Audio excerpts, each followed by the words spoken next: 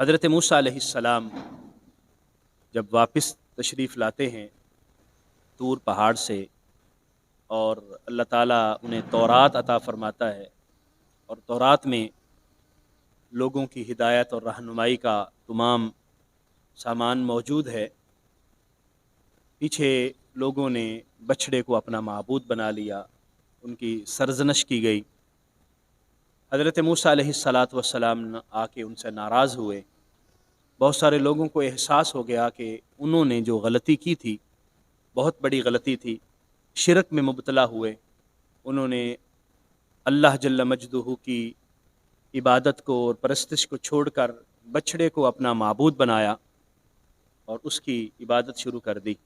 جب احساس ہوا، حضرت موسیٰ علیہ السلام نے انہیں اس بات کا احساس دلایا کہ یہ تمہاری بہت بڑی غلطی ہے، تو اب شرمندہ اور نادم ہوئے۔ لیکن یہ ایک بہت بڑی خطا ایسی کر چکے تھے کہ جس کی سزا ان کے لیے ضروری ہو چکی تھی۔ اللہ تعالیٰ نے جس طرح ان پر کرم فرمایا، فرعون سے انہیں نجات ملی، بہت ساری پریشانیاں جان چھوڑ گئیں، اب وہ آزاد ہیں۔ اللہ تعالیٰ کے جلیل القدر پیغمبر رسول ان کے ساتھ ہیں، اور ہمیشہ کبھی من و سلوہ انہیں مل رہا ہے، کبھی کس طرح کے انعامات نازل ہو رہے ہیں۔ لیکن اس کے باوجود بھی اگر وہ راہ راست کو چھوڑ دیں اور بتوں کی پرستش شروع کر دیں تو اس سے بڑا جرم کیا ہوگا۔ اس لیے یہاں فرمایا گیا کہ جنہوں نے یہ کام کیا ہے انہیں سزا تو ملے گی، جو توبہ کر لیں گے، استغفار کر لیں گے، اللہ تعالیٰ انہیں معاف فرما دے گا۔ یہ نہیں ہے کہ ہم گناہ کرتے ہیں اور پھر ہم دیکھیں گے کہ قیامت کو جو ہوگا دیکھا جائے گا، ایسا نہیں ہوتا۔ انسان اس دنیا کے اندر بھی اس گناہ کی سزا بھگتتا ہے اور اس کو دیکھنا پڑتی ہے۔ وہ کسی نے کہا تھا کہ عدل و انصاف فقط حشر پر موقوف نہیں، زندگی خود بھی گناہوں کی سزا دیتی ہے۔ تو اس لیے یہاں پر میں وذلۃ فی الحیات الدنیا، دنیاوی زندگی کی رسوائی اور ذلت بھی ہو۔ جو لوگ غلطی اور گناہ میں مبتلا ہو جائیں وہ فوراً توبہ کر لیں، جھک جائیں، اپنے گناہ پر اڑے نہ رہیں، اپنے گناہ پر جو ہے وہ وہاں پر اپنے آپ کو بڑا سمجھتے ہوئے یہ نہ کہہ دیں کہ ہم نے جو کیا وہ صحیح کیا، ہم نے کوئی غلطی نہیں کی۔ نہیں، جھک جائیں، اپنی غلطی کو تسلیم کر لیں، توبہ کر لیں، اللہ تعالیٰ کی کرم نوازی شامل حال ہو جاتی ہے۔ وگرنہ جو آخرت میں عذاب ہوگا وہ تو ہوگا ہی، دنیا میں بھی رسوائی اور ذلت کا سامنا کرنا پڑے گا، دنیا میں بھی اس کو معافی نہیں ہوگی۔ اعوذ باللہ من الشیطان الرجیم، بسم اللہ الرحمن الرحیم، وَلَقَدْ يَسَّرْنَا الْقُرْآنَ لِلذِّكْرِ فَهَلْ مِن مُدَّكِرٍ۔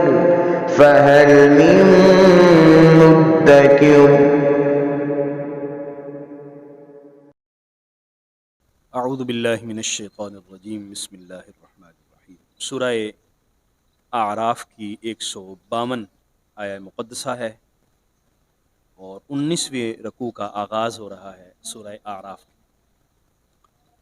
اعوذ باللہ من الشیطان الرجیم، بسم اللہ الرحمن الرحیم۔ ان الذین اتخذوا العجل سینالہم غضب من ربہم وذلۃ فی الحیاۃ الدنیا وَكَذَلِكَ نَجْزِي الْمُفْتَرِينَ۔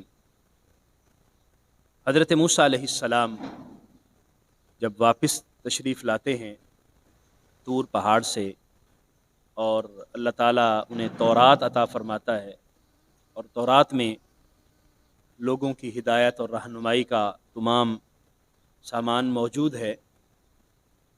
پیچھے لوگوں نے بچھڑے کو اپنا معبود بنا لیا، ان کی سرزنش کی گئی۔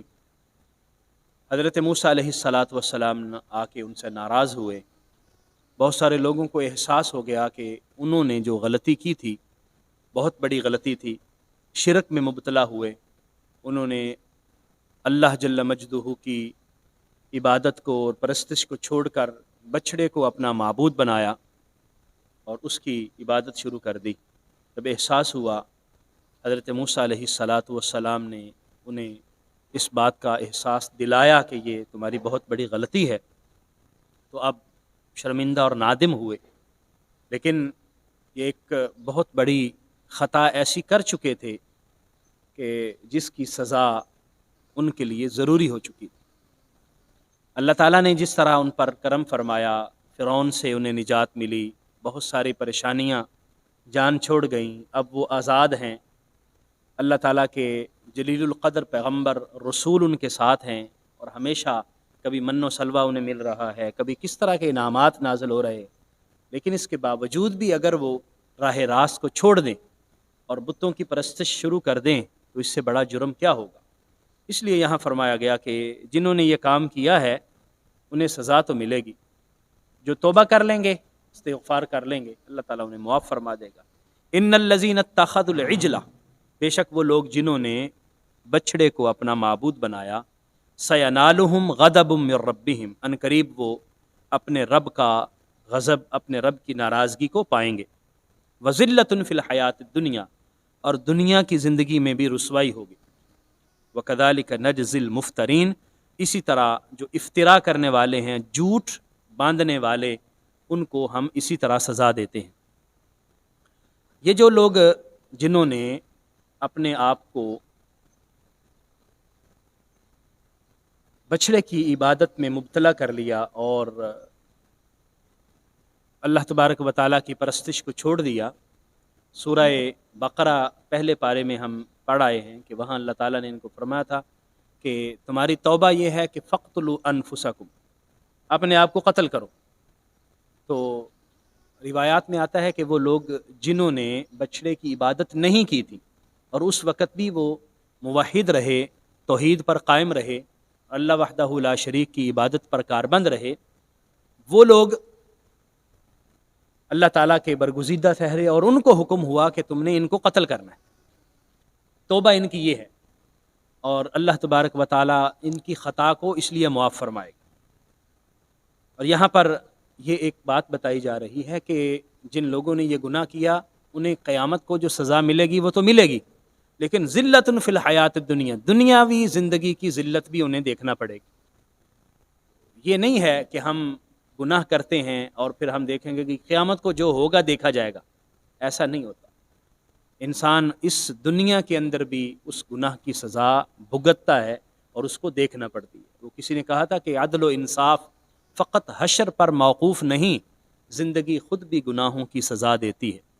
تو اس لیے یہاں پر میں وذلۃ فی الحیات الدنیا، دنیاوی زندگی کی رسوائی اور ذلت بھی ہو، اور والذین عملوا السیئات، اور وہ لوگ جنہوں نے گناہ کیے، ثم تابوا، پھر انہوں نے توبہ کر لی، من بعدہا، ان گناہوں کے بعد غلطیاں ہو گئیں، توبہ کر لی، وآمنوا، اور ایمان لے آئے، ان ربک من بعدہا لغفور الرحیم، بے شک آپ کا رب اس کے بعد بخشنے والا اور رحم فرمانے والا ہے۔ یعنی توبہ کا دروازہ اللہ کی کرم نوازی ہے کہ اللہ تعالیٰ نے پھر بھی کھولا ہے، بخشش اور مغفرت۔ غلطی ہو گئی ہے، توبہ کر لے، جھک جائے، ایمان لے آئے، عمل صالح پر استقامت اختیار کرے، اللہ تبارک و تعالیٰ بخشنے والا اور رحم فرمانے والا ہے۔ اور فرمایا ان ساری چیزوں کے بعد بھی اللہ کا در کرم اور اس کا دروازہ رحمت کھلا ہوا ہے، اور وہ فرماتا ہے آ جاؤ توبہ کر لو، اور جب تک کہ تمہاری موت نہیں آ جاتی اس سے پہلے پہلے تمہیں توبہ کی اگر توفیق مل جائے تو اللہ تعالیٰ کرم فرماتا ہے اور توبہ کو قبول فرماتا ہے۔ وَلَمَّا سَكَتَ عَن مُوسَى الْغَضَبُ، حضرت موسیٰ علیہ السلام کو جب صورتحال کلیئر ہوئی اور آپ سے غصہ ختم ہو گیا، سَكَتَ عَن مُوسَى الْغَضَبُ، حضرت موسیٰ سے غصہ ختم ہوا، أَخَذَ الْأَلْوَاحَ، تو وہ جو تختیاں انہوں نے تورات کی رکھ دی تھیں ان کو اٹھا لیا، وفی نسختها ہدی ورحمت، اور اس کی تحریر کے اندر جو تختیاں تھیں ان میں جو کچھ اللہ تعالیٰ نے عطا فرمایا تھا، جو کچھ لکھا تھا، اس میں ہدایت بھی تھی اور رحمت بھی تھی، لیکن للذین، ان لوگوں کے لیے، ہم لربہم یرہبون، جو اپنے رب سے ڈرتے ہیں، جن کے دلوں میں خدا کا خوف ہو، جن کے دلوں میں خشیت ہو، رہب ہو، وہ اس خوش قسمتی کے حامل لوگ ہیں کہ اللہ کریم ان پر فضل فرماتا ہے، اور اپنی کتاب کی ہدایت بھی انہیں ملتی ہے اور رحمت بھی ان پر ہی نازل ہوتی ہے۔ اور جو اکڑ جانے والے ہیں، غرور اور تکبر کرنے والے ہیں، اور اپنے آپ کو اور اپنی عقل کو ہی سب کچھ سمجھنے والے ہیں، تو وہ پھر محروم رہ جاتے ہیں۔ تو اس لیے یہاں پر ارشاد فرمایا، اللہ تعالیٰ نے حضرت موسیٰ علیہ السلام کو جو تورات عطا فرمائی تھی اس میں ہدایت بھی تھی، رحمت بھی تھی، لیکن ظاہر بات ہے ہدایت اور رحمت وہی حاصل کر سکتے ہیں جن کو توفیق نصیب ہو، اور توفیق انہیں کو ملے گی جو اس کو لے کر عمل کی طرف راغب ہوں۔ تو ان آیات مقدسہ سے ہمیں یہ علم ہوا کہ جو لوگ غلطی اور گناہ میں مبتلا ہو جائیں وہ فوراً توبہ کر لیں، جھک جائیں، اپنے گناہ پر اڑے نہ رہیں، اپنے گناہ پر جو ہے وہ وہاں پر اپنے آپ کو بڑا سمجھتے ہوئے یہ نہ کہہ دیں کہ ہم نے جو کیا وہ صحیح کیا، ہم نے کوئی غلطی نہیں کی، نہیں، جھک جائیں، اپنی غلطی کو تسلیم کر لیں، توبہ کر لیں، اللہ تعالیٰ کی کرم نوازی شامل حال ہو جاتی ہے، وگرنہ جو آخرت میں عذاب ہوگا وہ تو ہوگا ہی، دنیا میں بھی رسوائی اور ذلت کا سامنا کرنا پڑے گا، دنیا میں بھی اس کو معافی نہیں ہوگی۔ اللہ کریم ہمیں سمجھنے کی، عمل کی توفیق عطا فرمائے، آمین۔ وآخر دعوایا ان الحمد للہ رب العالمین۔